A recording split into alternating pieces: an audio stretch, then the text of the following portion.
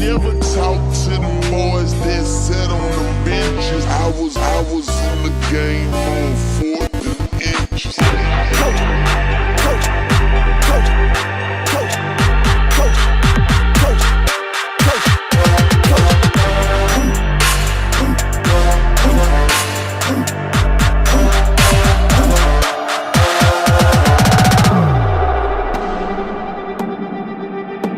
Now it's time to go to work.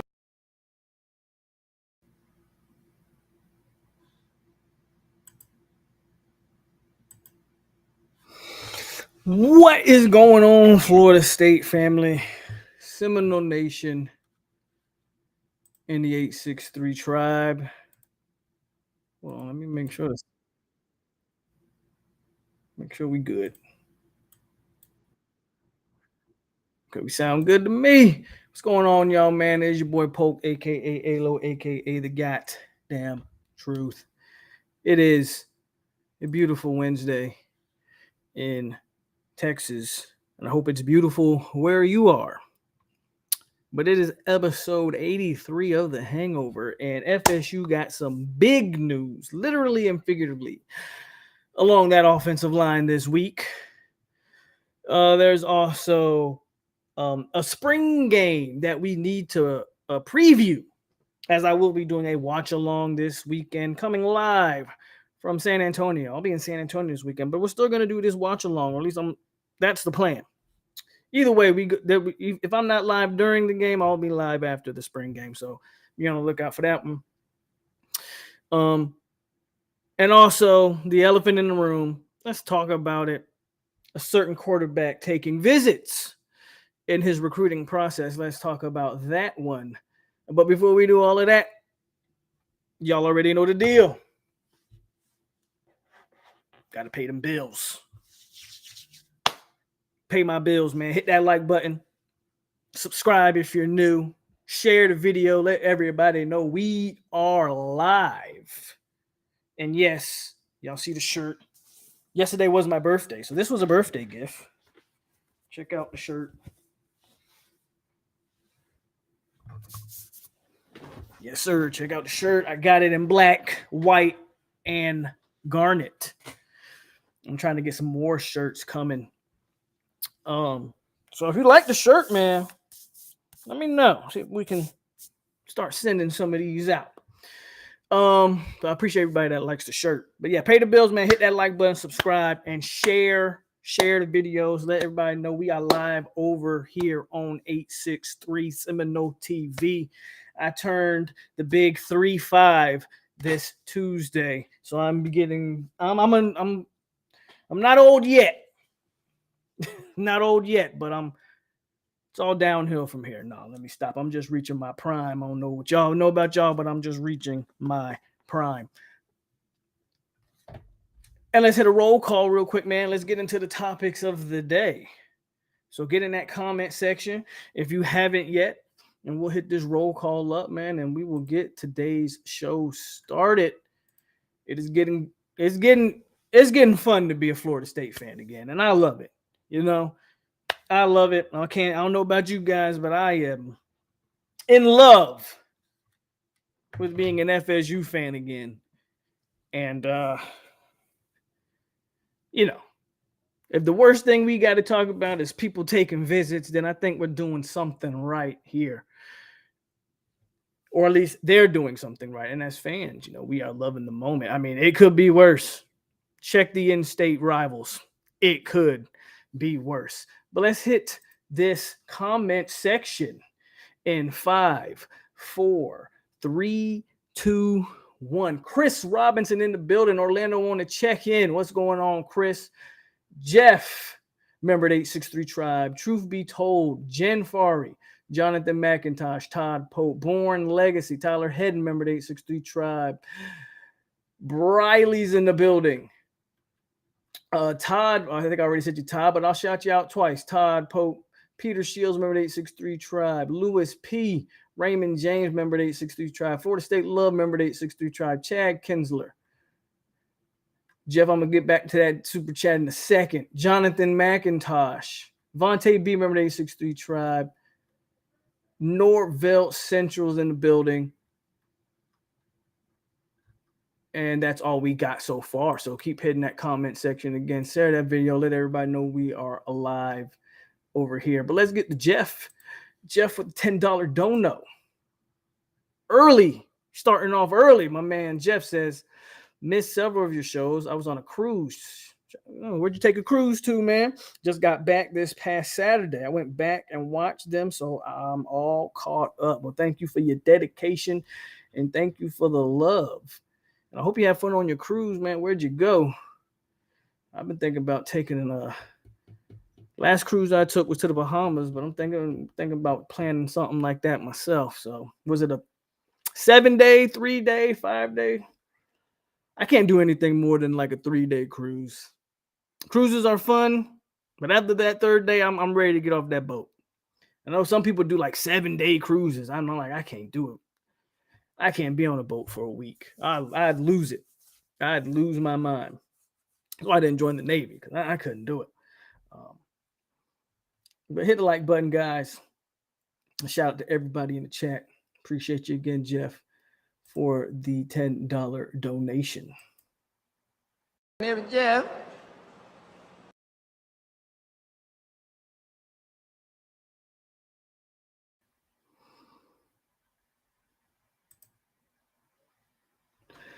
So let's get into let's start off. I want to start off with the elephant. We're going to get this out the way because it's news, but I don't really think you can be concerned if you want. Me personally, I'm not concerned, but let's just get this one out the way.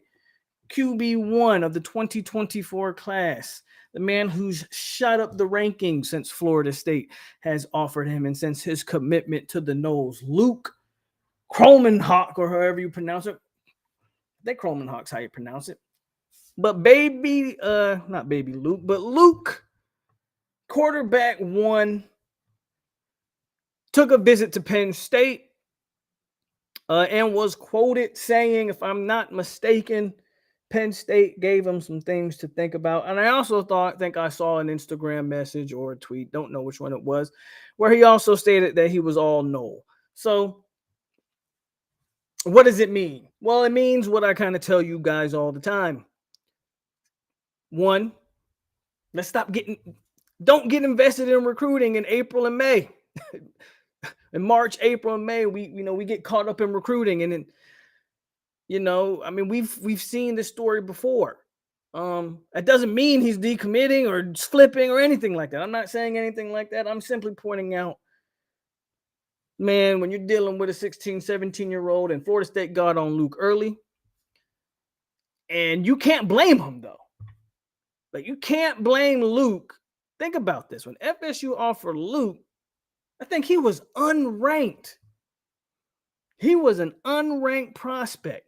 He's gone from, if you watch wrestling, you'll know who says this. He's gone from undesirable to undeniable. That's Luke in a nutshell. The man went from nobody paying him any attention. He's got himself all the way up almost to a top 50 player in the country. And I believe he's the number 5 overall QB in the class. The jump is insane. Of course he's going to take some visits. Of course he's going to see what other teams and schools are offering him. He's getting more attention now than he's ever gotten in this entire recruitment. In my humble opinion, Luke and family would not be smart individuals to not explore or at least entertain what other teams are offering him. But everything I get from Luke is that I think Luke will honor his commitment to the team that discovered him, so to speak. The team that believed in him before any other. It's easy to offer Luke when he's the number 61 overall player in the country. That's easy. That's an easy scholarship offer. Florida State did it before anybody was up on him. Again, I'm not worried, and that's for multiple reasons. Not even because I don't think he's going to flip, because I don't think that. But even if he does, I can't let 17-year-olds dictate my emotions. We learned that already from the Hunter situation. Luke's gonna do what Luke's gonna do. I think he is smart to explore. I think he's smart to continue the recruiting process. So I'm not mad, nor am I worried about a couple visits. Um, Shout out to the staff for getting on him early, because in recruitments like this, a lot of times when you get on a guy early, those tend to stick, because especially at the quarterback position, right? Because they believed in what his abilities as a quarterback early. If Travis goes out there and have the season that we all think he's gonna have, I mean, I don't think Luke goes anywhere. No offense to Penn State. One, they already have a guy crystal ball to them. I forget his name, but he's one of the better quarterbacks as well. But also, I mean, when's the last Penn State quarterback that did any? Can you name the last Penn State quarterback that was any good? Because I can't. Maybe one of you guys in the chat can. I can't name the last Penn State quarterback that I remember that was any good. And Travis has a chance here to, again, be a Heisman finalist. You know, he showed that last year, over 3,000 yards. We can go over the stats. We know the stats already. We expect more of the same from Jordan Travis. So you compare, I'm not sure I'm too worried about what Penn State's offering him. And I also expect, if this comes down to an NIL thing, which I know everybody likes to throw NIL out there and blame NIL, and the guys only, the same narratives that always get spun about, oh, it's always an NIL thing or whatever. I believe our NIL will come to the party, so to speak, if it turns out to be this type of NIL battle, which I'm not sure it even is. But we had to address it because it's kind of big news that your quarterback, the main guy, you can argue to some degree, him and Cam, the two bell cows of the class at this point. I mean, if you're an offensive player and you got Cam and you got this guy, Luke, I mean, that's shaping up to be a hell of an offensive class just from the quarterback and running back position. So those two guys leading the charge, I'm not too worried. And I'm, again, shout out to Luke, man. Go out there, visit Penn State, and whoever else has offered you that you want to take some interest in. I mean, it is what it is. I respect the recruiting process of these young men at this point. They got to do what they got to do. But just remember who was on you early, who believed in you before everybody else did. And I think Florida State has zero to worry about. And before I move on to the next topic, let's see what y'all are talking about in comments.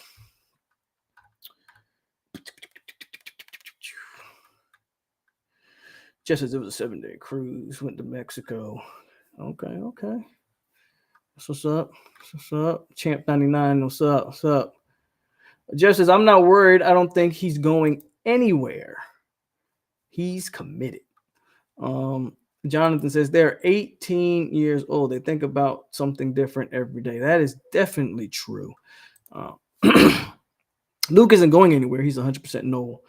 I'm not worried him visiting other schools. Sounds like it was for his people who like Penn State.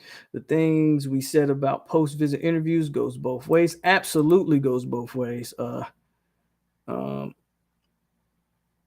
audio's not synced. Of course it isn't. This platform been aggravating.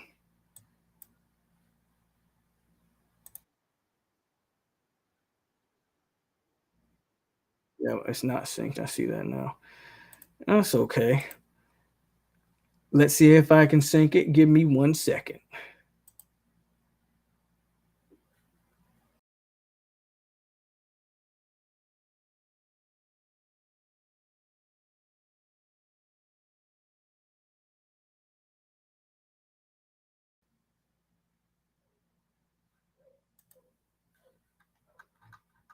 All right, I'm back. Well, try my best. If it's not synced, it is what it is.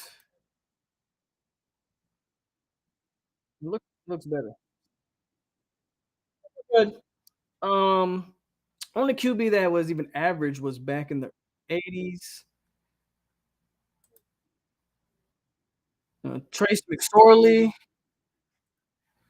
Jeff with another $20 dono says, I think recruiting is going to be turning around this year. I think Norvell's going to have his best year in recruiting, and I think we'll win a natty. Oh, not the natty. I just don't think it'll be this. Okay, not this year. Okay. I'm with you, Jeff. Shout out to Jeff with another $20 dono.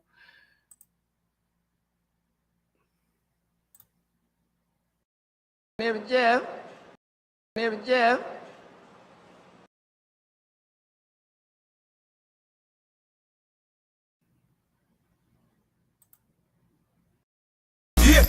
Get more money. Get more money. Insane mob in the building. What's going on? Pharrell's was in the building. So, yeah, Luke taking visits. In my opinion, no big deal. You got a guy who wasn't getting any attention. Now he has the whole college football world of buzz and looking at him. So it kind of makes sense to me that, he would take visits. So take that for what if you're worried. I mean, tell me why you're worried in the comment section, because I know some of y'all are worried. Y'all might not be putting it in the comment section because you don't want people to jump down your throat. But if you're worried, say why you're worried. If not, like me, I'm not worried. And if it does flip, I think they got some other guys in the wing. Now, you might not have another Luke, but you might have some other guys in the wing. From there, we go to the main news. That is Dimitri Emmanuel getting his waiver and getting that 7th year of eligibility. And man, that completely shakes up an O-line that I think was already kind of hard to predict. Now, at this point, I cannot predict the starting five. I really think there's only 2 positions that I'm confident in. That's Mo and that's Scott. I don't foresee another left tackle taking Scott's place. And again, we always talk about it. I know they're working Roddick at some center, and I think he's doing both center and guard, but I don't foresee him. From what I hear, from what I've heard, is when it's not Maurice Smith, they're struggling to snap the ball. And say what you want about pulling. You can talk all you want about what O-linemen do. If the center can't snap, all that other stuff is irrelevant. The most important part of the offense is getting the ball from A to B, getting the ball into the quarterback hands for the rest of the offense to even get started. So we can't snap the ball. None of it matters. And from what I hear is that when it's not Mo at center, there's been snapping problems. There's been problems snapping the football. I think Mo's a starter. I think Scott's a starter. After that, if I had to guess, I think Byers gets right tackle. If you made me bet money on it, I think Byers gets right tackle. But those 2 guard spots, as much as I love Meach and as good as he was last year, I don't know if you can pencil Meach in for the starting spot. I know we all want to say that, but just because he was here last year and he played extremely well, he was very consistent, maybe our most consistent. Again, I don't think Meach had a penalty on him all year or anything like that. He probably did, but I just can't think of any penalties off the top of my head from him. But I just think it's the guard spots are in for some major competition. I wholeheartedly believe that. And we got a super chat here. Of course, my main man Chris says Orlando on the check-in. Shout out to the home of Mickey Mouse. Tallahassee on with the Seminoles. I've been getting to this paper, focus on my goals. Trying to run this money up and pull up in the road. All this talking gangster, that shit getting old. So, I mean, we can speculate on the O-line, but Meach coming back is huge because not only for the starting spot, but even the backups. Like, you can legit name your 10, I think. I think you can name – I can name legit 8 for sure. I could name a legit 8, being Scott, Maurice, Roddick, Byers, Meach, Jones, Bless, and Darius. Those 8 for sure will get plenty of rotation. And as we know, Darius is a multiple guy. He can play any spot on the O-line. I think Bless, I'll get into the starting 5 and the backups here in a second, but Bless is in there. Obviously, we talked about Keandre Jones. He could be a starter, or he could be backing up Meach. Competition, man, competition. And then the next 2 others, like 10. Like we named 8. Armella's probably in the mix there. They've been happy with him and his progression. And then I don't know who's in that next spot. Is it up for grabs, right? But you can name a legit 8, and then the other guys get to emerge as they come along. You feel me? So before we get into like a starting 5, I mean, what do y'all think? What y'all think? Scott is not hurt, so I don't know if he's hurt or not. I do know he's been limited this spring, but that doesn't worry me because I'm of the impression that Scott doesn't even need to participate this spring, in my humble opinion. I said that before spring started. Guys like Scott and Fabo, some of these guys who've been here a long time, just get healthy and be ready for fall. Scott's been a starter day one since he stepped foot on this campus. What is this final spring really going to do for a Robert Scott? Not going to do anything. Who can't snap? They're saying Roddick has struggled snapping. They're saying anybody that other than Maurice that has played center has had some snapping issues. I won't say he can't snap, just not as consistent snapping the ball as Maurice has been. Bless will be in there, I think. I mean, again, competition. I don't think Bless will be in there. I don't see Bless beating out Byers. And I talked about it in the community. Byers, in his recent interview, stated that he has been strictly working out his right tackle, which doesn't surprise me. I always thought they brought him in here to be a tackle. And then I know a lot of the media, the FSU media, I guess you would call it, your beat writers were all saying that, no, he's a guard. This isn't a shot at anybody in particular, but people talk O-line, and the first thing people always talk O-line and go, I think he's a guard, not a tackle, because X, Y, and Z. People don't know what they be looking at. Anyway, I always said from the jump, so my stance has never changed, that they brought Byers in here to be a tackle, not the left, but the right. So it never surprised me when I heard he was working strictly at right. But I know some people were surprised that he said he was working strictly at right and not at any of the guard spots. So take from that what you will. Maybe Bless. I know Bless was still coming off an injury. I don't know how far he is in that.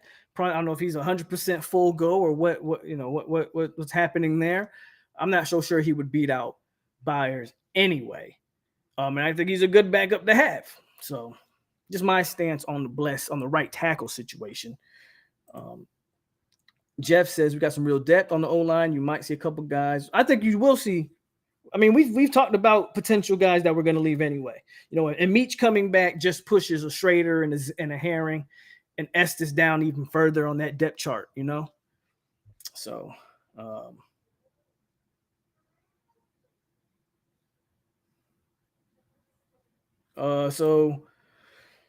questions. So what was the reason to bring in all the transfers besides competition? Well, there's a chance that all 3 guys start, but Roddick's the only guy who kind of has to start.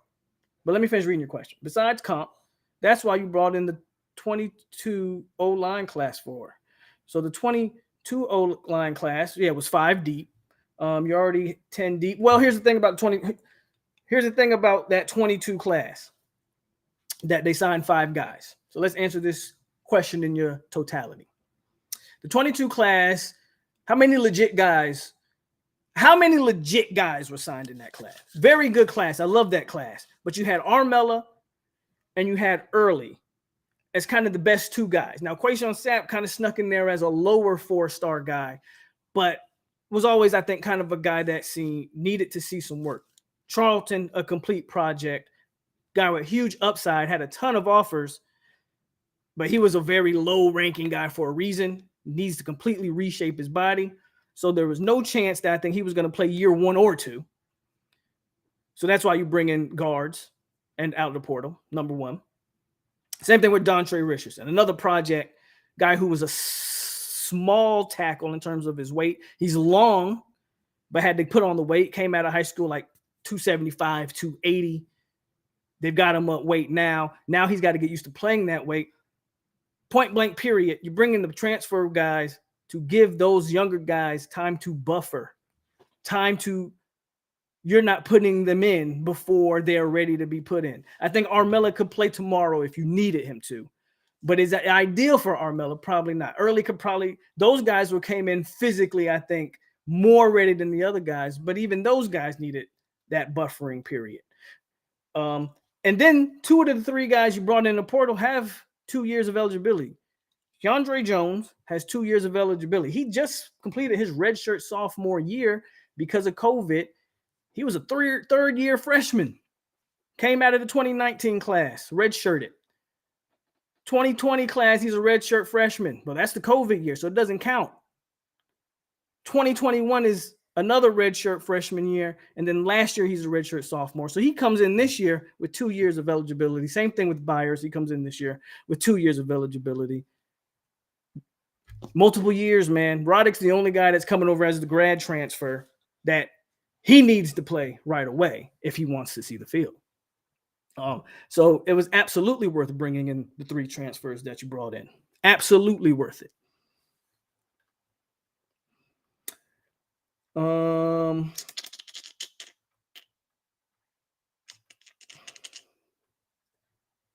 me scroll down.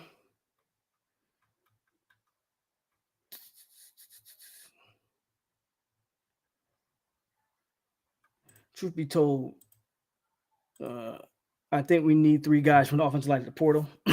My third is Estes, Schrader, and Herring. Do we want more or less starting Colorado lines? I think you want more. That's what I've always thought. The more bodies, the better. And the beautiful thing about, like, even if, let's say Meach gets the starting spot, well, Jones is going to be a part of the rotation. And next year, he's probably going to be a starter in that rotation.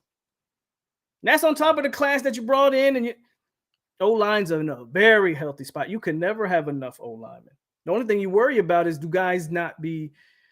are guys not patient in the process? But it doesn't seem like that's been an issue thus far on that offensive line. And Briley says, hate to see Estes go. He's got more potential than the rest, but I agree with you. Yeah, I personally don't want to see Estes go either. I've said that from the jump. I thought the times we saw Estes and Armella on the same side of the field together, that was like the best second string combination they had.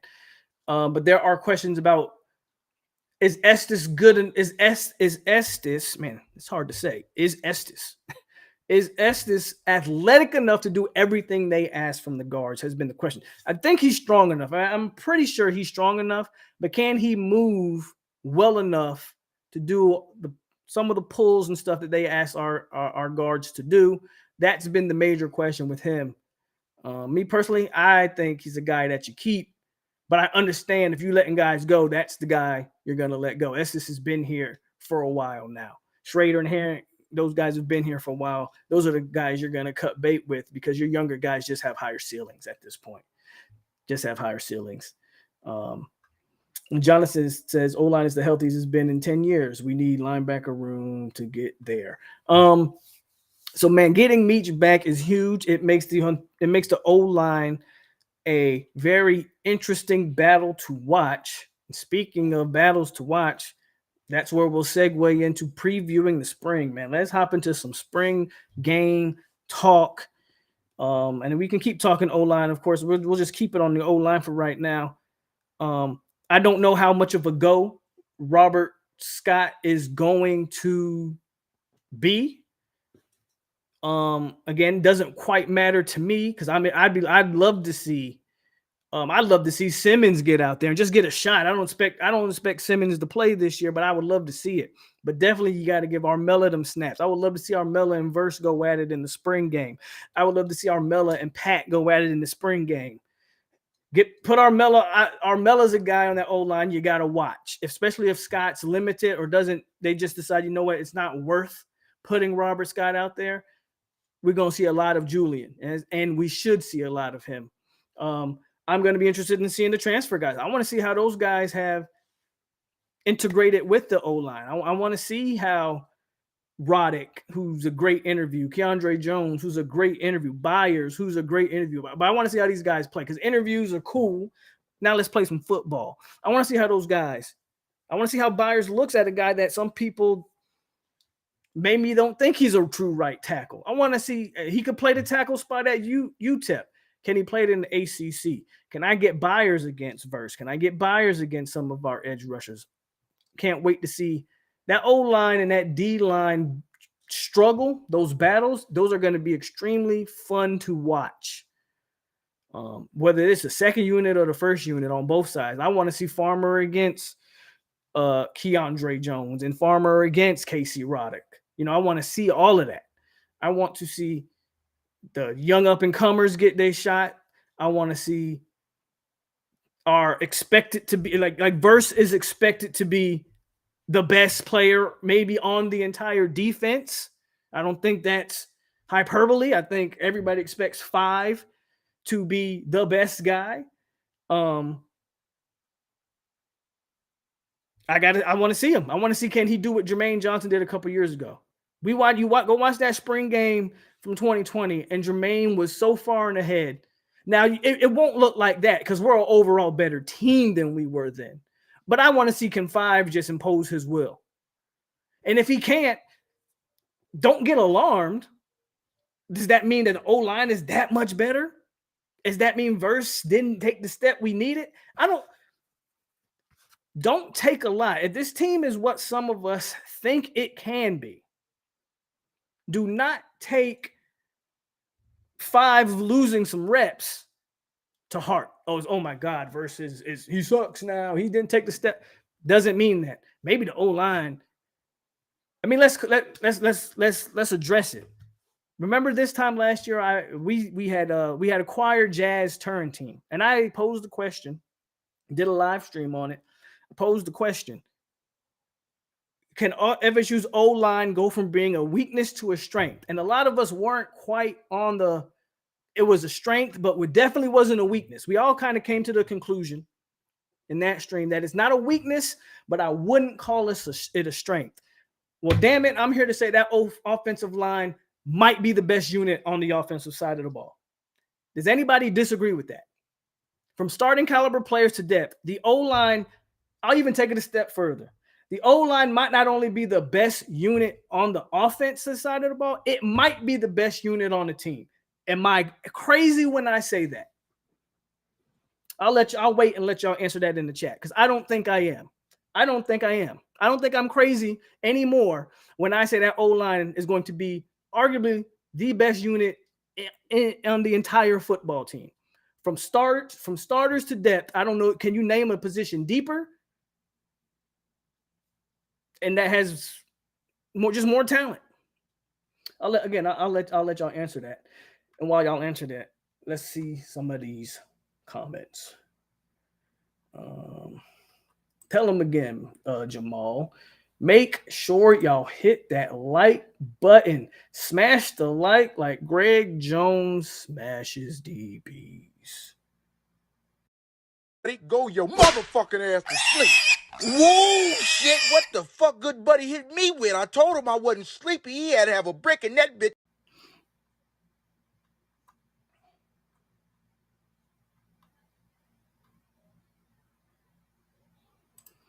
I talked about that already, Panama. That was the first thing we covered on the stream. But me personally, no. If you are, you're allowed to be. Me personally, I would not be concerned about Luke taking visits. And I explained why. I'm not going to rehash it, rewind, and you'll know why I'm not concerned at all. Tyler says that's not crazy in the slightest. Of course, Seminole T2Y doesn't think it's crazy either. He's just lying to y'all. Briley still thinks the running back is the best unit. D-line over O-line. Okay. I want to see Jacob. I want to see Hakeem.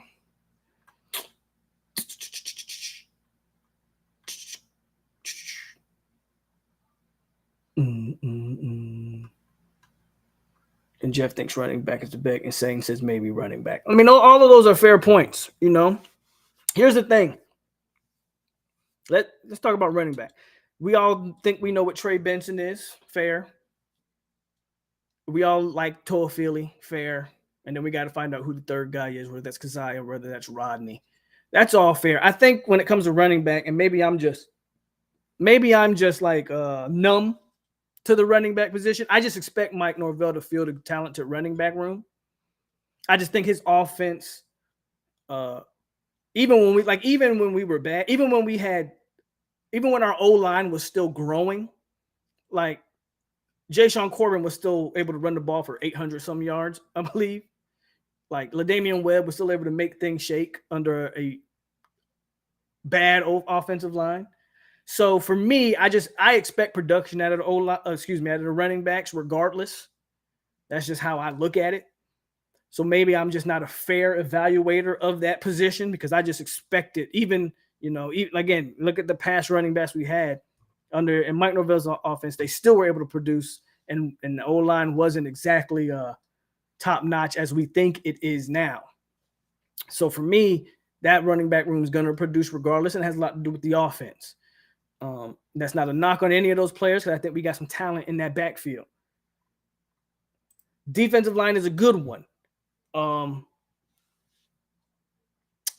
But I don't think defensive line is as deep as the offensive line. I think you can make a legit argument that the starters on the D line are better than the starters on the O line, especially in terms of you're talking projection to the next level, like what Verse is and what Pat could be, and just the length of a Gilbert Edmond and Fisk, who I think is going to be a shocking surprise to some people who questioned the Western Michigan player. I think he's going to shock some people. Fabo, we know what he is when he's healthy. If Jackson gets that waiver, he's a body that we haven't had. We haven't had that type of body at that position in a very long time. I just don't think it's as deep, especially on the end, because when you get past Peyton, Verse, and Edmond, now you got a lot of questions. Who is that fourth edge rusher? We don't know because D-Mac's gone. We don't know who that is. Okay, when you get past Fabo, and we think Fisk might play some on the edge, but I think, Fisk is an inside guy. When you get past Fabo, Fisk, Jackson, Farmer, then you start have to add, is Daniel Lyons going to be the hype that we expect? Malcolm Ray's still there. We always talk about Malcolm Ray and where does he land? Briggs is making that transition back to that interior. I just think there's a lot more questions along the D line that I don't really have on the O line. Because again, the O line goes 8 deep with experience. 8 deep, you're talking juniors and seniors on the entire offensive line. The first 8 guys are straight juniors and seniors, grown men, from Darius Washington to Maurice Smith to Bless Harris to Byers to Jones, straight seniors and juniors. I don't know. That's just how I feel about that offensive line, though.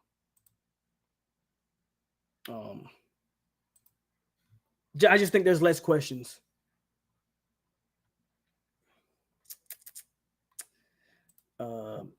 Bradley says the fact that arguments can be made for running back, O-line, D-line is an amazing place to be. Feels like anyone in this chat could average 5 yards per carry in this offense. It does feel like that. That's kind of my point. And that's not knocking the talent that we got at the running back position. I just expect a productive backfield as long as Mike Norvell and Alex Atkins are calling the shots. I mean, even when Kenny was here, we were still able to run the ball. Like even that 5-7 offense, our strength was still running the ball,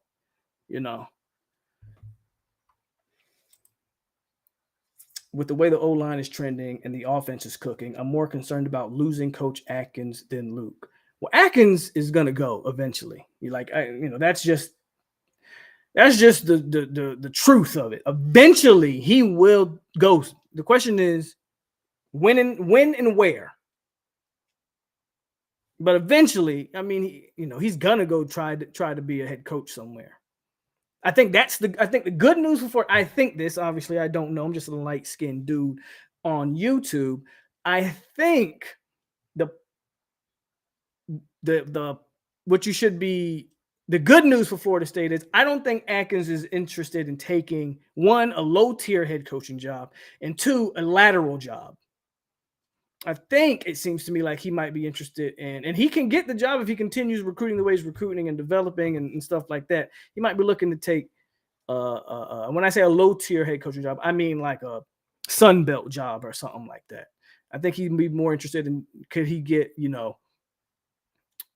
like an AAC type of job. Just my thoughts. What's going on, Island Boy? Briley says Scott, Roddick, Mo, Bless, and Byers. Armella Jones, Darius Jones, Bless. Armella Jones, Darius Meach, Bless. He's just throwing out combinations right now. My starters on the offensive line, if I had to name 5 starters, I'm pretty confident that I won't say I'm pretty confident, but my assumption is Scott, we'll go left to right. Scott, Roddick, Maurice, Meach, Byers. Up until Meach got that waiver, I was always convinced that Jones would be that other guard. Now I think they will give it to Meach. And I don't want to say give. I think he'll win the spot. And then, of course, your first guy off the bench, most likely backing up. I think you're backing up Scott will be Armella, but Darius is still that swing guy who he can go there if he needs to. Darius will be able to go back up the center if he needs to, go any other guard spots. But I think Armella backing up the left tackle. Darius at either guard spot is probably maybe the first guy off the bench, but then you got Jones also probably could play either guard spot as well. And I think Bless backs up the right tackle. So yeah, I feel pretty confident in that, I think. Confident, and I think don't go in the same sentence, but I think that's what you're looking at. Kusami, what's going on? He says, yo, on the clock, just popped in to say what up. Appreciate you. You'll be at the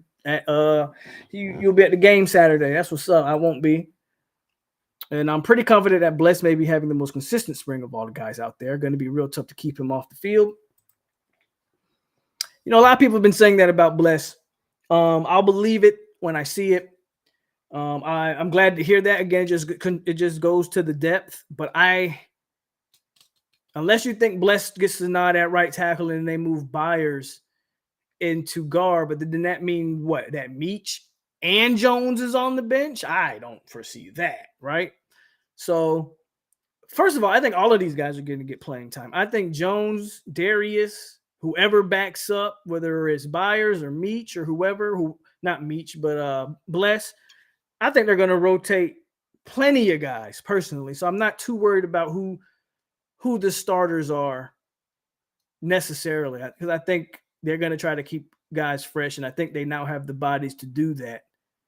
And not only do they have bodies, but guys like Darius, knows the offense, so he can literally go play anywhere you need him to, and the O-line shouldn't miss a beat. Let's go to the next. What's the next position should we go to as we preview the spring? Because we just spent a ton of time on this offensive line. But if I had to go to the next position group, let's talk about running back, because we talked about that might be one of the best units on the team as we stay on the offensive side of the ball. Running back position is going to be another position that's fun to watch. I don't know. I don't know how to call that one either. I don't know. Do we need to see Trey? I'm not sure we need to see Trey Benson. So I'm gonna assume we do, though.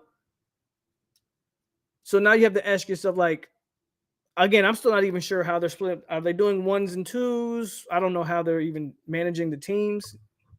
I don't know if anybody's even put that out or asked that question. But I'm interested to see, is it Benson and Toafili on one team and then Holmes and Rodney on the other team? Like, that's definitely going to be fun to watch as well, is though that running back room, and we expect it to be a strength. And it's just very interesting who's going to emerge, because we think we know what Trey is. We think we know what Toafili is. Is it Rodney? Is it Holmes? Could it be a mixture of both? I think it might start that way, and then they'll see who wins it as the season goes along. The only guy that I don't want to say I'm counting out, like if he's a bad player, I don't think CJ, and I think he's very good for a walk-on, but I don't think he's to the level of the other guys. That's just my humble opinion on the running back room. But that is also another interesting battle to watch, is that running back room. But Trey's going to be the starter. Toafili is going to be your spell back. The question is, who's that second guy? Who's that Trayshawn Ward? Who's that guy? And that's going to be very interesting to see. I don't know if that question even gets answered in the spring, honestly. That could be something that continues into the fall. Hell, the offensive line battle could be something that continues into the fall, if we're being honest. I'll go live during the game. I won't live stream it like I always do every year, right? Game be on in the background, and I'll be live during it to commentate, but I don't put it on the screen. Briley says, if Byers is working exclusively at guard, that probably means Bless is playing this consistency. I think you meant tackle, but yeah, that means Bless is playing this consistency at guard right now. You think they would move Bless inside? That's interesting. That's interesting. I'm not saying you're wrong. If you're moving Bless inside, which is possible, then who's your backup tackle? Or are some of the young guys that have they come on enough that you trust them in a role like that? That's interesting.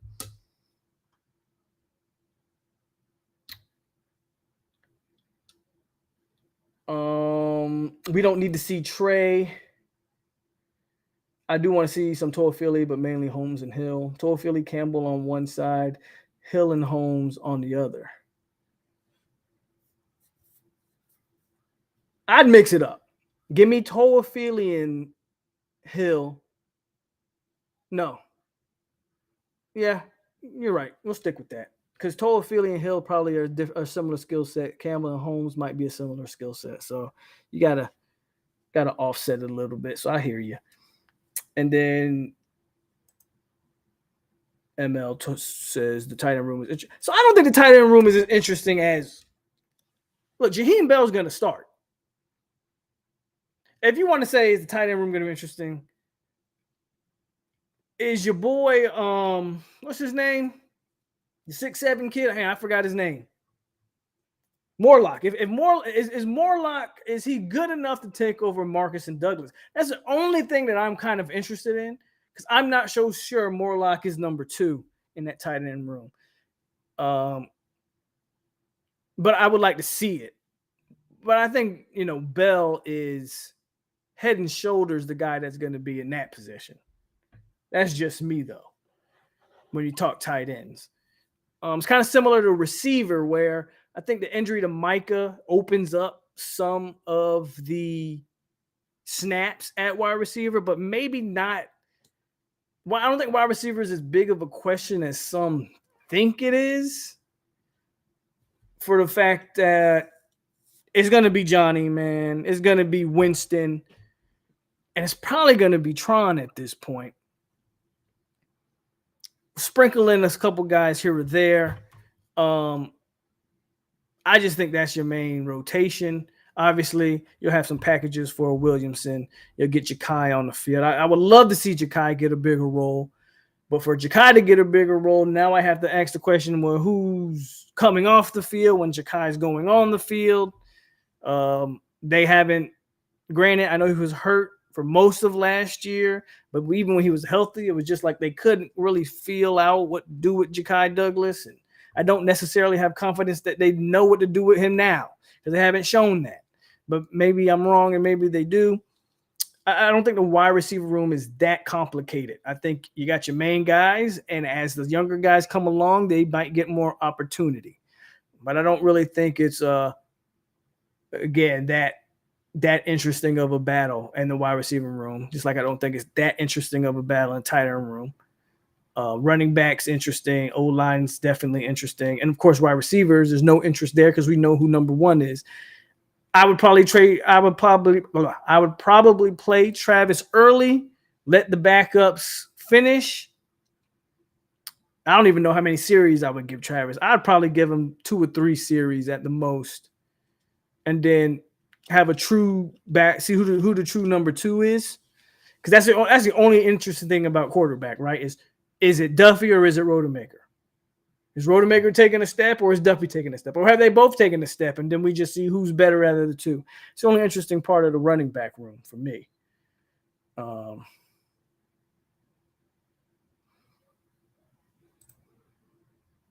If you had to pick, would you rather watch the defense or offense take over?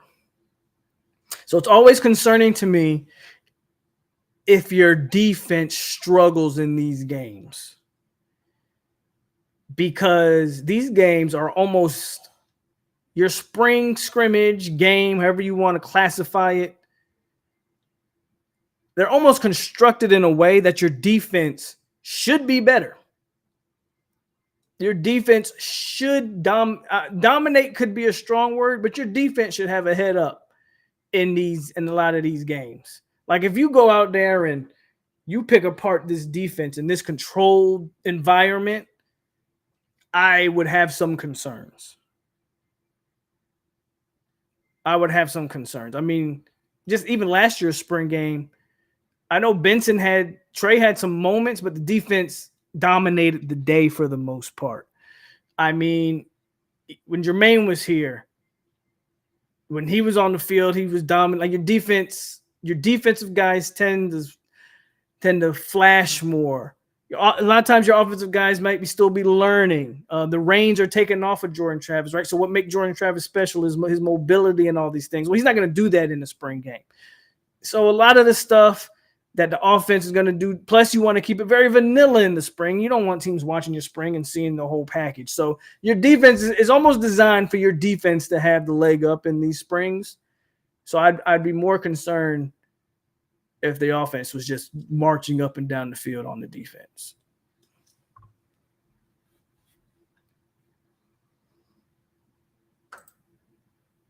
We got so many options at running back. I mean, you can see Holmes and Hill. I think they can get a lot of playing time in the spring game.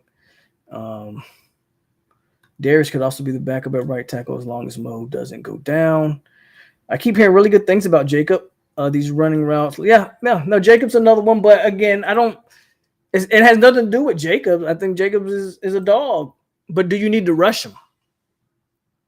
Like, do you need to rush Vengerius Jacob just for the sake of putting him out there? Now, if you're telling me the only way I would play Jacob or Hakeem really early is if you're telling me that they are the type of talent that's going to go out there and they're going to give you 4 for 500 yards as a freshman and like 5 touchdowns. If you can tell me that, then absolutely. I don't foresee that from either guy. I would not burn a red shirt on them unless they just are that much better than everybody. I mean, if they earn the playing time, they earn the playing time. I'm not sure, you want to rush Jacobs out there when Ja'Kai can do what Jacobs can do, maybe not, don't know. I'm just saying. If they earn it, though, give it to them. I'm just not so sure that you need to put them out there. What's going on, Chris?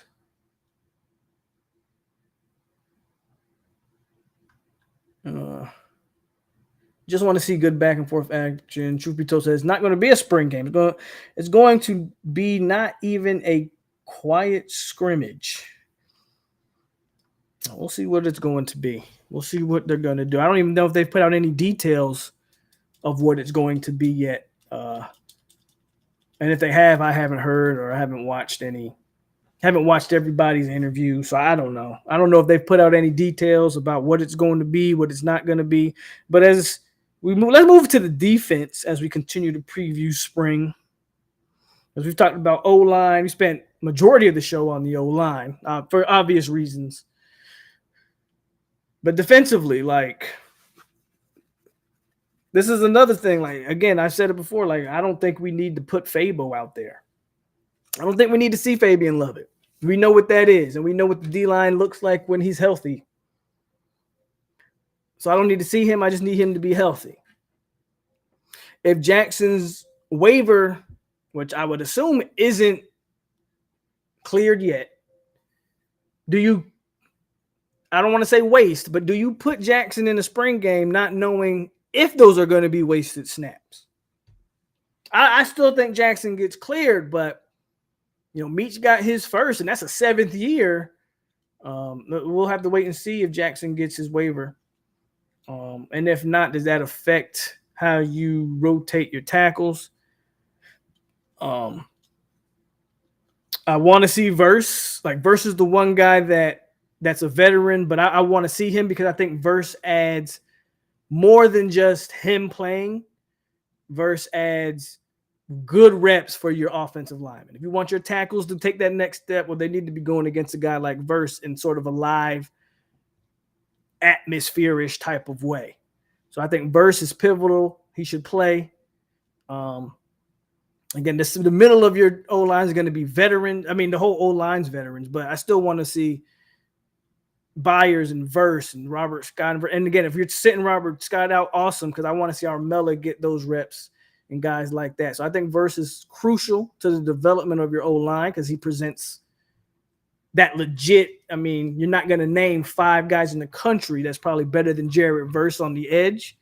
So if you can handle Verse, you can probably handle any guy that someone else brings at you, probably, theoretically. So I think Verse is crucial to playing. Pat, obviously, he's still young, so he got to go out there and get all the reps he can. So the D-line is obviously one of the best units to watch. Linebacker's a little interesting. I mean, we know who the top 3 guys are. The question is, how much do we see Omar Graham? I assume we'll see Omar Graham a lot in the spring. I will probably see him more than we see Bethune. I would throw Omar Graham out there a lot. There's one linebacker that I want to see is him. You'll probably see DeMarco Ward, though I don't know what you should really expect from Ward. So I would keep an open mind on DeMarco Ward, but Omar Graham's a guy to watch in that linebacking core because about everybody else, you know what you're getting. And then, of course, the secondary is always going to be something Florida State fans watch because we are one of the programs that tries to hold claim to DBU, right? So you're going to want to see how's Duke doing at safety. Can Shaheen transfer into that permanent role? I don't know how much Dent plays. If Dent doesn't play, Travis J. I mean, how much better is he gonna be? How much of an impact is he gonna have? You get to watch Jerrion Jones. I want to see Jerry. Everybody's talking about how good he's been in this spring. Okay, put Jerrion Jones against Johnny Winston. I want to see Jerrion Jones in some one-on-one action. Let's see it. Let's see it. Because I've heard that in the past about Jerrion, and I'm not trying to come hard on Jerrion. I promise you I'm not. But I've heard it in the past about Jerrion having great springs, and then you get in the season, and that was either a lie or he's just a great practice player. So I want to see it again. I want to see it in the spring. Match him up against your top guys at receiver. So DB room's always going to be fun to watch. Is AZ taking that next step? Let's see the same matchups. Cypress, is he all the hype, or is it just because he played at Virginia, right? I want to see what Cypress is. All of those things. DB room's always going to be fun to watch just because there's so many rotating pieces. There's so many rotating pieces. So let's go back to the comment section.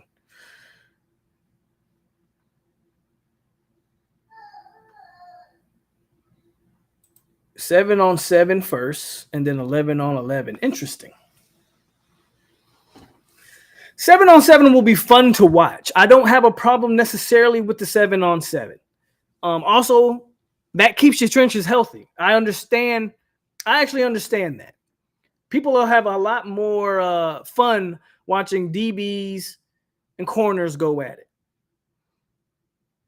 However, you will get to see your quarterbacks throw, but not maybe under duress. Like I have no doubt that Tate Rodemaker will excel in 7-on-7s, to be honest with you. My question is when he got all those people dancing around his feet, is he going to be great throwing the football? Tate Rodemaker, that is. Even Duffy. I don't think any of the quarterbacks will struggle on 7-7. I'll be interested in to watch it. I'll have fun watching 7-on-7s, don't get me wrong. But I do want to see my trenches get some work. So my hope is that if they do 7-on-7 first, then that's when they should have Jordan Travis do 7-on-7 with Tate. Or they should have Tate and Duffy rotate the other team and just have Travis do permanent 7-on-7s. But when they go to 11-on-11, I want to see my starters still be at least on the trenches. Just get some. I know you don't want to hurt guys, which is why I'm with the 7-on-7, because it takes some snaps away and chances to get injured on the 7-on-7. But I do want to see some conventional football lined up. I think you owe that to your guys, your D linemen and your O linemen, with the work they've put in. They want to touch. They want to hit each other. I think you owe it to them. So, but I'm not mad at that format. If you do a 7-on-7 and then an 11-on-11, what do y'all think? Me personally, if this is true, I don't know if it's true. But what do y'all think about that? Are y'all for that? I'm not mad at that. It's better than what we've done in the past. I don't want to see the stupid kickoff drills, bro. If we see that, I'm gonna fall asleep or something. I don't want to see that. Chris says it's basically an open 11-on-11 for 30. Then practice drills. I hate the practice drills one-on-one. I don't want to see that. I'm okay with some goal line stuff. I'm okay with some situational stuff. I don't want to see the kickoff stuff, bro. That's just me. But that's how they've done it since Mike's been there. So my guess is Mike's not going to change it. That's how he wants to run his spring, and that's just how he's going to run it. And me complaining about it ain't going to do anything. But my preference is I'm cool with everything else. I'm definitely cool with, of course, I'm cool with 11-on-11. I'm even cool with situational stuff, which is still 11-on-11, but maybe you do a 4th and long, maybe you do a 4th and goal, stuff like that. I'm cool with the situational stuff. I'm definitely cool with the goal line stuff. I don't want to see the special team one-on-one drills. They can keep that. They can keep it. I don't think anything's fun about it. You can replace the special teams one-on-one stuff, and let's just have the fastest guys on the team race. Well, fans are paid to see that. Jared Verse has called out every player on the team. Jared Verse claims he's the fastest player on the team. Well, damn it, line it up and let's see it. Let's see Verse, Benson, Winston, Travis. No, never mind, because I don't need Travis pulling a hammy or something. Nope. Take Travis out, even though I would love to see him race. I don't need to see Travis. Protect Travis at all costs. Let me see Verse, Benson, Winston. Who else y'all think is some of the fastest players on the team? I don't know. Who else is listed as being really fast? Jakai. Line all them boys up and let's see who's the fastest on the team. I think Verse ain't as fast. Verse is quick. Don't get me wrong. I don't think he's as fast as he says he is. But that I'd pay to see that all day. But get the one-on-ones, bro. I don't want to see that. I don't want to see that. Yeah, usually with you, not blow a red shirt, but you have Micah. We have Winston. Micah was at practice, I think yesterday. I think he had a noticeable limp though, from what I saw. He had a noticeable grimace on his face. I don't think Micah's anywhere close to being back. But you do have Micah Winston. Wade is not 100%, so that's why I asked that question. We know what we got in Bethune, Lundy, Deloach. Right. I'll be looking at Grant, Ward, and Grant. I think you mean Graham, Ward, and Grant. Grant, I'm not too worried about. I think we know what we got in Grant at this part. Obviously, again, you're looking at Omar and Ward, but I just don't think you need to have a bunch of expectation on Ward as he's still learning and extremely raw. But Graham is the one that we kind of need to take that step.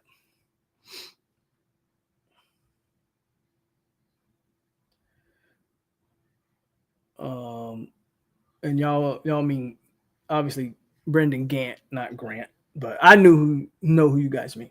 Ward is surprisingly ahead of his time. Nice to see. I'll believe it when I see it. Honestly, think if Hussey came in the winner, I don't think Duke would have moved to safety. I heard AZ ain't been the same like he was last spring. He's been inconsistent.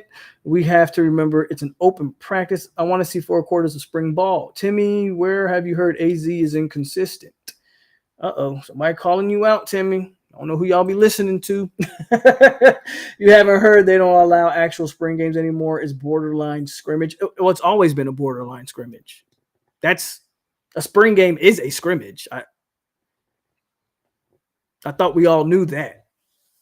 But when I watch Alabama's spring game, they do 11-on-11 spring game. It's still a scrimmage. It's still a controlled scrimmage. But they play a game. It's always been like that.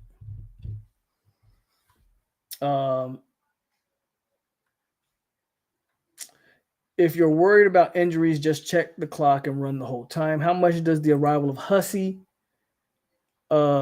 Joseph, and Nicholson affect our portal decisions after spring? I think we'd be in a whole different position if they were early enrollees. Hussey is very interesting. Joseph, where I think they're going to play him at, that's a kind of a crowded room anyway. I don't necessarily know if Joseph. You got to remember Jabril Rawls. You can add his name to that group of guys that's joining the defense. And I definitely think linebackers are tricky.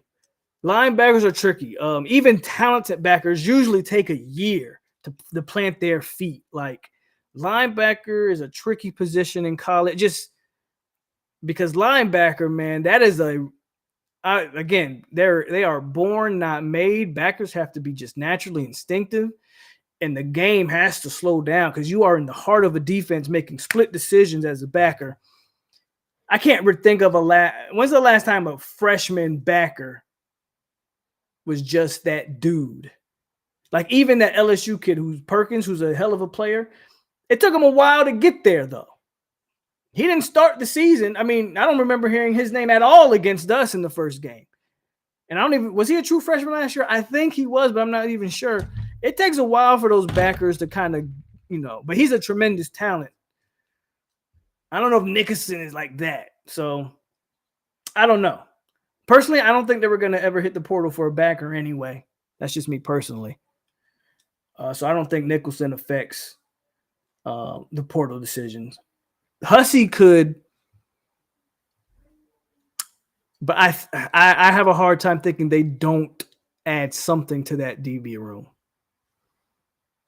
Sporadic says Douglas is the fastest player on the team. Well, I want to see it. Line it up.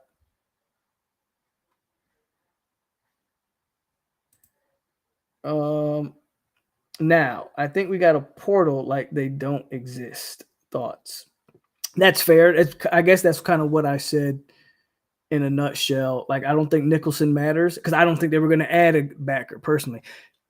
Linebacker is the one position that I can't think of. Like, Bethune was kind of gift wrapped to you. Can you think of other backers in the portal that have made major impacts? Like, backers, again, it's a born, not made position. I wholeheartedly believe that. I always have. I don't know if there's a backer out there that you're going to get in the spring anyway. That's going to be worth a damn, to be quite honest with you. Just my opinion. So, yeah, you attack the portal like they don't exist is a fair point. Because first of all, they all come in the fall anyway, or the summer. You're going to need to address it in that post-spring portal period. But I find it hard to believe that they don't somehow address that DB room, though. I haven't seen the rule either, Tyler. Maybe I'm wrong. But I check out other spring games, and I don't see the one-on-one special teams drill. So I watched Georgia's last year, and I could have sworn I saw 4 quarters of spring football. So maybe I'm mistaken. Or maybe they just didn't show Georgia's stuff on camera. Maybe I could be wrong. I just haven't seen it. I just haven't personally seen it. But again, I'm just a light-skinned dude on YouTube. I have no idea what I'm talking about, right?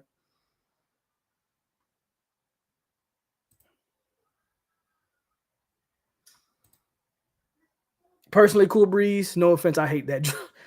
I hate that drill with the passion.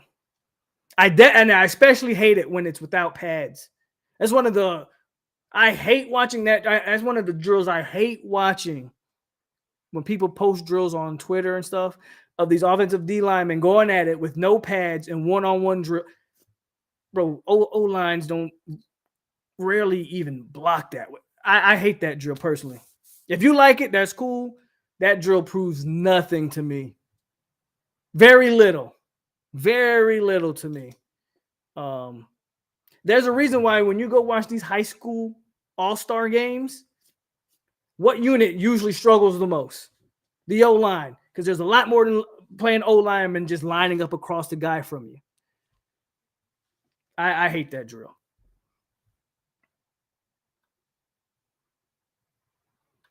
I like to see, again, Span's another one I would love to see in that race.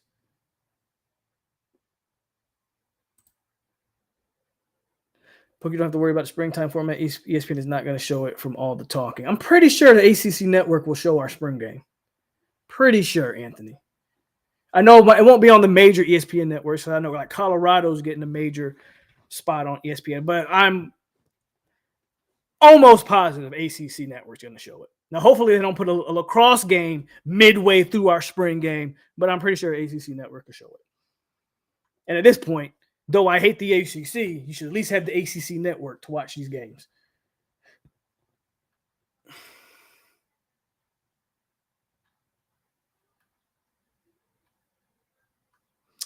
So I saw him. He's more of a, honestly, Chris, I don't think he's a fit. He's kind of built in the Amari Gaynor role. He's more of a 3-4 outside backer, edge rusher type guy. He's a very slim, slender guy. He's like 6'3", 210. At least that's what he was listed at a high school. So he's probably, if he got any gains at Texas, he's 230 now. I think he's an Amari Gaynor type player, and we saw that we couldn't quite figure out how to use Amari in this defense. I would be reserved on taking him. That's just me personally, though. And I forget his name, Briley, but I know who Chris is talking about. At least the guy that I saw recently that transferred from Texas, if we're talking about that same guy. Jeff, another dono, man. Shout out to my main man, Jeff. He said, even though I think we're going our best recruiting this year, you hear other fans make fun of us because we're going to – I've addressed that portal talk with other FSU fans and rivals. Again, it's a tired take. I'm not even going to get into it, Jeff. I appreciate your comment. Don't get me wrong. But I'm not getting into the portal conversation anymore. I've debunked that. I've debunked it. And other people have debunked it. There's over 1,000 players in the portal. Don't tell me it's not sustainable. Don't tell me you can't find good players. Even now, you see Texas A&M just had a friend. Now, I don't know how good the kid is. I'd be lying if I said I knew how good he is. Texas A&M just had another player at the portal, an offensive lineman who was like SEC freshman offensive lineman. I don't know how good he is. I don't even care. The fact is he's a freshman who has some tools you can work with. He'd be a take for any team that needs some depth on the O-line. And he's got 3 years of eligibility. So he didn't redshirt. So he could theoretically slap a red shirt on him and continue to develop them. There's a bunch of players. You about to get me started on the portal stuff. There's a ton of guys in the portal that are worth takes and still can be developed, still can be good football players.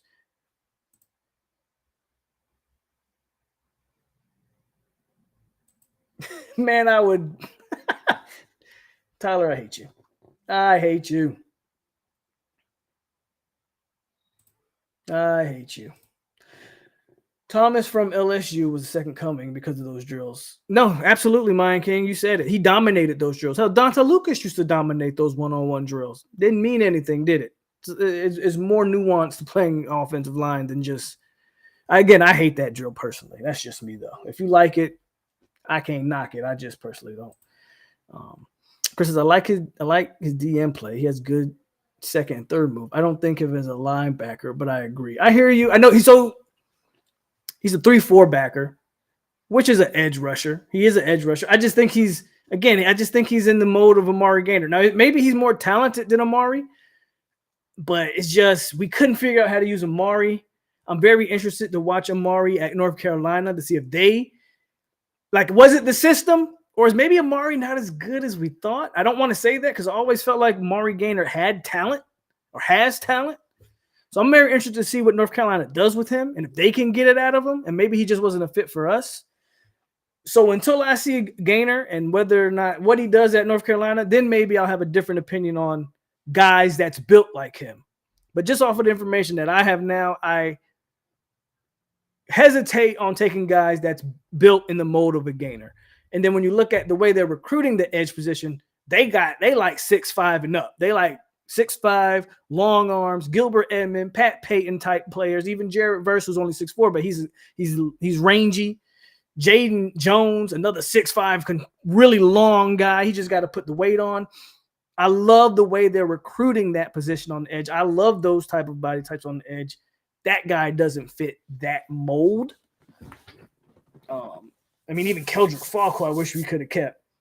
Same thing, 6'6", 6'5", really long. So it remains to be seen. I'm very interested to see what Gainer does at North Carolina, though. I'll be rooting for him. So what's your take on spring practice against other teams? I'm all for it. I don't know why we don't do it. I don't know why it's never been a thing. I've been for it. I can see my company. I said this before. I don't know why we don't. You got a team right in your city. You ain't even got to go to Central Florida. First of all, you would never do it against a UCF because they're another Power 5 school now. So you would never do a spring against a UCF. Maybe FAU and FIU. But UCF wouldn't be. I know we look at them still as. I look at them. I don't consider them part of the Big Three, or there's no Big Four. In my opinion, but they are a Power 5 school now. They're in the Big 12 for what it's worth. And you don't want to risk injury playing a major opponent.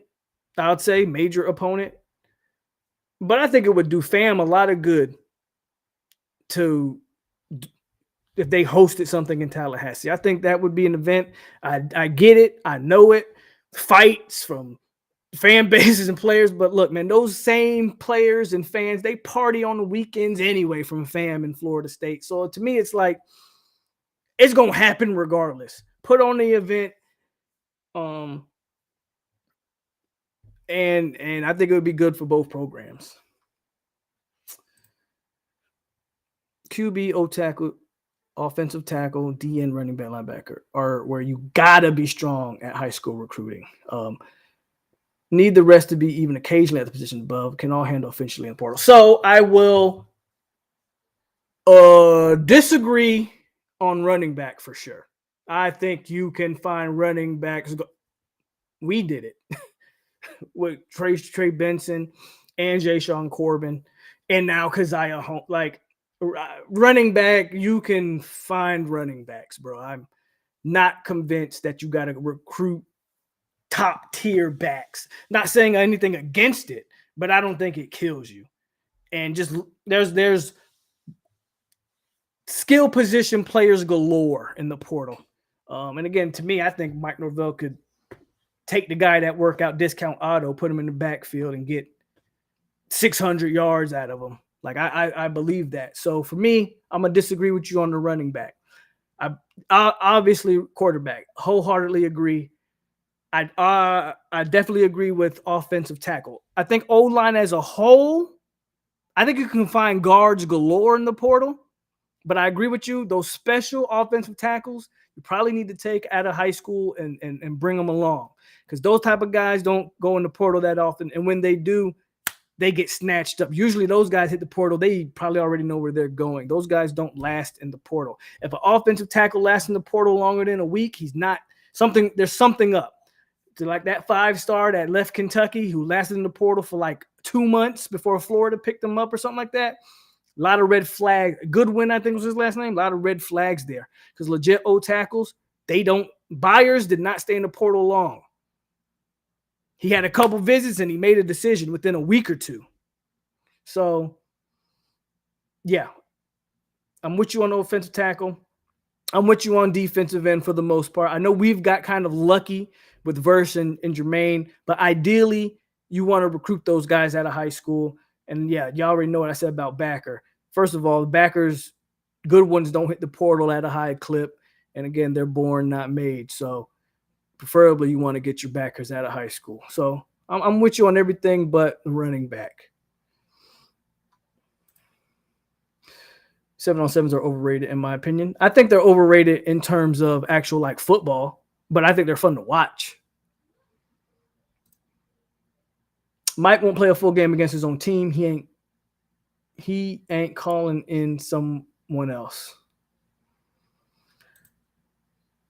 Brandon says, I feel like he has talent, but his talent doesn't really scream a real position. Like he's fast enough to play DN, but doesn't have the metrics. We're talking about Gainer. Spring game needs to be like a real game, full speed. To a degree.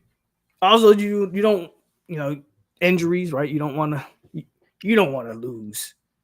The last thing you want to do, like Mike kind of did in his first year, is losing Chubba Purdy in the spring. That's like the last thing you want to do, right? Last thing you want to do is go full speed, and Travis is hurt or one of your key players blows a gasket in the spring. So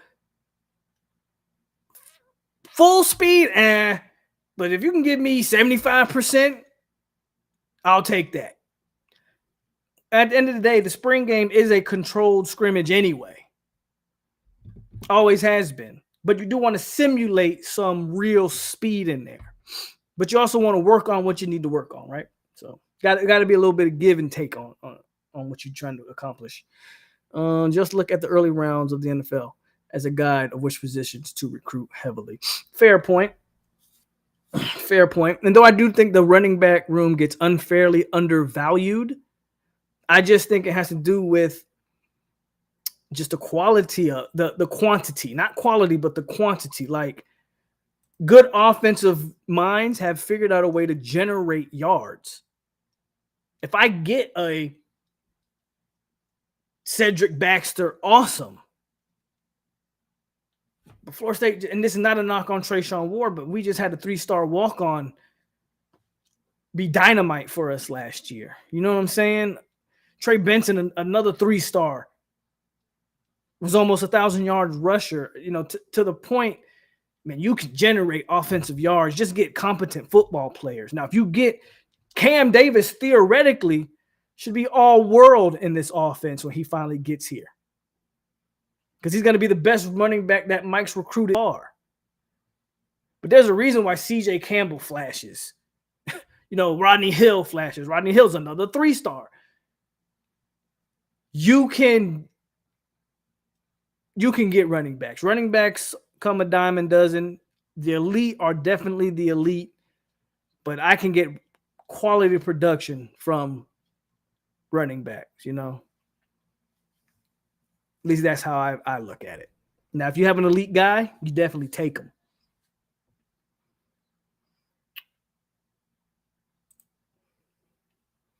Fist need to stop racing Mike Norvell. I don't want him to pull a hammy trying to beat Mike in a foot race. He's beaten him a couple times, but I hear you. I hear that. Fist got to chill out a little bit. What else, man? I kind of feel like I want to keep going. I know we kind of reach the time where I kind of like, it's a Wednesday, but I feel good. I feel energetic. I'm excited for this spring. So I can do a little bit more longer. I'm wearing my custom shirt, so I'm feeling good. My birthday was yesterday. I'm a year older, a year wiser, a year more good looking. So as far as I'm concerned, I'm in here for the foreseeable future. Unless y'all are just tired of hearing me talk. If you're tired of hearing me talk, I understand. But hit the like button if you haven't already. And we can continue this for a little bit longer. Unless, Again, y'all are just tired of hearing me talk, which is understandable too. It's understandable too. Bro, you ain't lying.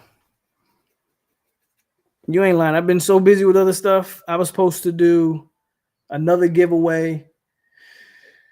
We'll do one this offseason for sure. I was supposed to do one if we made a bowl game. It's just been slipping my mind because I've had other stuff to do. But I got you. I definitely got you guys. Definitely need to get that. How about our rivals' woes? Well, let's see. Where do we want to start? Graham, every clip of Mertz I see, I giggle. I don't think I've seen him throw a good ball. And I know these are just clips, but you got to believe if he was throwing good balls, they'd have clips of that. I haven't seen Mertz throw a good pass yet from the clips that I've seen that they've decided to release to the public. You would think they would choose the best clips to release. I haven't seen Graham Mertz throw one good pass in these clips. That has to be alarming for Gator fans. They can try to lie and spin that all they want. But there's no way if I'm a Gator fan, I'm looking at what I'm looking at and going, oh, yeah. Murder Mertz is the guy. Okay. Like I said this before and I'll say it again. The Gators, if there's one team that should be scared to death, I'm not sure how much talent Florida has. A lot of their talent went to the draft or left via the portal. And if they're counting, if they're on like that Miami thing where they're counting on this freshman class to be great, good luck to you. Good luck to you. Thank you, Jay. What will Florida's record be? Again, I legit think Florida could be a 5-win team. They were only a 6-win team last year. So 4 or 5 is not out of the question for the Gators. Not out of the question. Especially if that quarterback position is what I think it'll be. Thank you, Panama. April 18th, that's what's up, man. Man, those Colorado clips are just as bad, Brandon. Bro, they are. I don't want to pile on Travis Hunter because I do think he's a talent. Let's say this about the Colorado clips. I think it says a lot that if you watch those Colorado clips, isn't it interesting that Hunter has been playing nothing but wide receiver? So we kind of said that if it was, I had Jurg on here and we talked about the whole Travis Hunter thing. And if it was me, he'd be strictly a receiver at this point. That seems to be where he's trending to be strictly a receiver. But the competition I keep saying it, man. If Deion figures out a way to win 5 games, that is a miracle. If he can make a bowl game, holy hell, Coach of the Year is Deion Sanders. That team, bruh. Colorado, people called the 2020 Florida State team small. If that team was small, Colorado was full of a bunch of middle school. Colorado looks like a Pop Warner team on the field, bro. That second unit in Colorado, and even some of the starters, looks terrible. I'm talking about they don't look much bigger than me. They look like a high school game here in Texas. That Colorado stuff, if Prime can win games there, man. Good luck to him down there.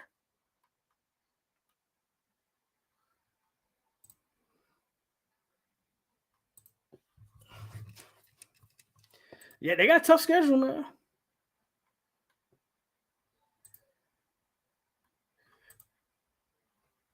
It's going to be a race. Who's going to be the worst, Miami or Florida? But I think it's the Gators. Their schedule is Gator schedule is brutal.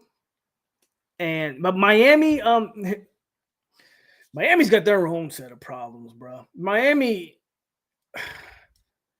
I think they have a few more answers than Florida. Not a lot, but at least the quarterback position is somewhat manageable. I mean, TVD was good. Granted, he was good 2 offensive coordinators ago. So they bring in a guy who they think is going to help him regain what he was with Rhett. But that's even a question, because any Miami fan that tells you they know a damn thing about this offensive coordinator, they're a whole liar. They don't know shit about this guy. There's a reason this is his first big opportunity. They got a whole different set of circumstances in Miami, and it has a lot to do with just the turnover. They're another team that literally, shout out to T2Y, man. I was on his channel a couple weeks ago, and we literally went position by position through Miami's team. And every position was, we counting on the freshmen. Well, this freshman shows they are counting on way too many freshmen down in Miami to really think that they're going to have a good season. Now you couple that with a brand new OC, a brand new DC. Good luck. Good luck. That's all I can say is good luck. Only thing that works in Miami's favor is the schedule isn't hard. But hell, the schedule wasn't hard last year, and they could only win. They couldn't make a bowl game. And they had the likes of Middle Tennessee and Bethune-Cookman on their schedule last year. So anything can happen when it comes down to that Miami team. They can legit be an 8-win team because the schedule is so bad. They can legit win 5 games again because they're just that bad.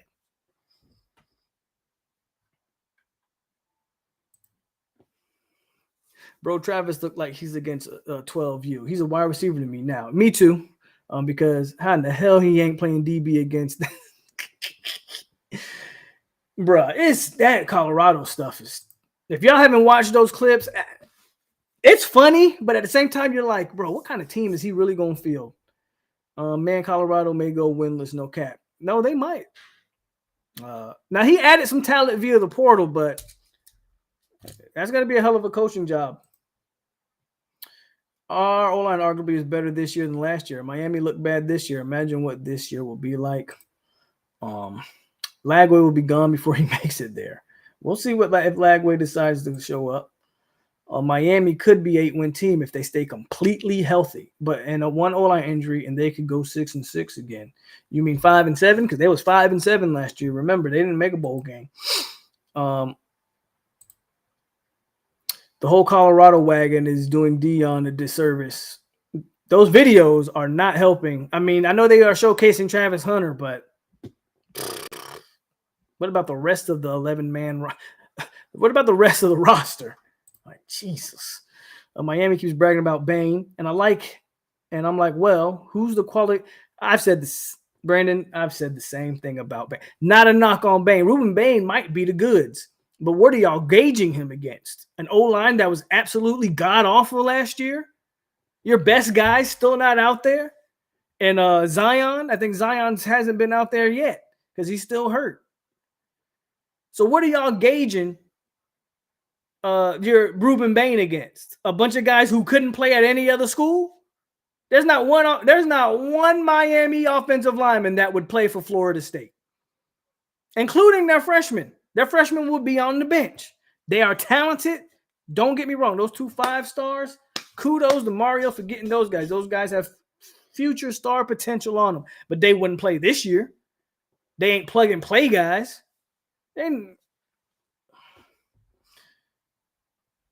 Yes, that's yeah. There you go. Probably if Mario and crew actually develop, they could, but it's not gonna be ugly again. Agreed. The Colorado fans are an FSU pre-Willie or Mario's first. They are FSU Colorado fans right now. Whatever. I don't know what was worse. I'm gonna be honest with you, Tyler. I don't know if Willie Taggart or Mario was worse. They're close. FSU fans, when Willie first got there, bro, we told elite level lies. We were telling some lies before that Virginia Tech game. Man, we were drinking the Kool-Aid, and then it spilled all over ourselves. We threw it up. Don't even get me revisiting that. But we were hyped for Willie. Last year, Miami, Mario, I don't know which was worse, but that Miami stuff was really bad too. The only thing I'll say about Miami that made it maybe worse is that not only was it Mario hype, but the TVD hype on top of that was like Heisman, first round pick, and you're bringing the native son home, man. It might have been Mario might have been worse, but Willie's close. That Willie stuff was close. Thank you, Sandra, so much. She says, happy birthday. Aries in the building. Yes, sir. My birthday was on the 6th. 62 years old. 62 years young, should I say. Shout out to Sandra. I think Nebraska is going to run it up on. I think Rule's going to turn Nebraska around. Now, I'm not going to say Rule's going to make Nebraska what they were in the early 90s, but I think Rule is going to turn the program around.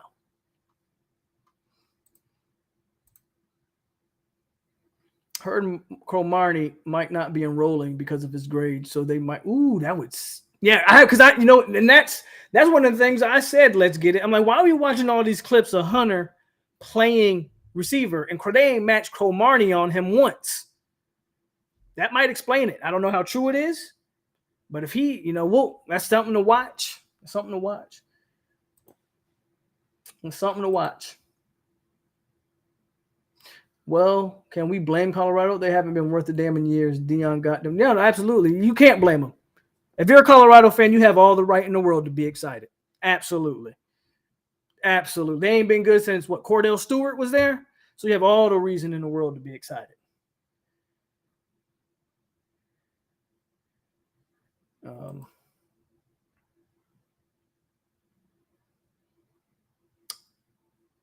Because they have a single photo. I don't want to get into the Mike Taylor stuff, bro, if you're not aware of that. They got him on camera saying some racist things. And this is a man that is connected to Dabo Swinney. I believe he worked for Dabo. I mean, he's a trainer. And anybody, always, correct me if I'm wrong. I don't know how you connect him to Mike Norvell when he's never worked. So this part I know. He never worked at Florida State, was never hired by Florida State in any capacity. There's a single picture of him with some players. Mike and Mike ain't even standing next to each other. Mike's standing in between two players, and the other Mike's on – our Mike is standing between the two players, and the other Mike's on the outside. I don't know how you connect Mike Norvell to him. If those players were trained by Mike Taylor and Mike Norvell's just showing love to the players – I don't know how you connect the two. But I just know the man's never worked at Florida State. Now, I'm pretty sure he's worked at Clemson. And he also has pictures with Saban. I don't know if he's worked for Nick Saban. But they can try to, they can take that picture and try to spin it. That's cool. I'm not too worried about that.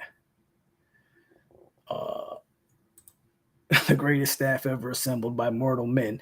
Didn't even last a full 365. I don't want to get into talking about Miami has been fun. I'll just say that. Greatest staff ever assembled. Didn't even last a full 365. How crazy is that? No, Willie was worse, bro. We always telling lies, bro. But that Mario is bad because remember they was legit saying Mario had the greatest coaching staff ever assembled was Charlie Strong and Kevin Steele, a bunch of has-been coaches. Aries gang in the building. Yes, sir, Vontae. Panama says Coach Prime should use some of Colorado media guys instead of solely using his tag-alone guys from Jackson State.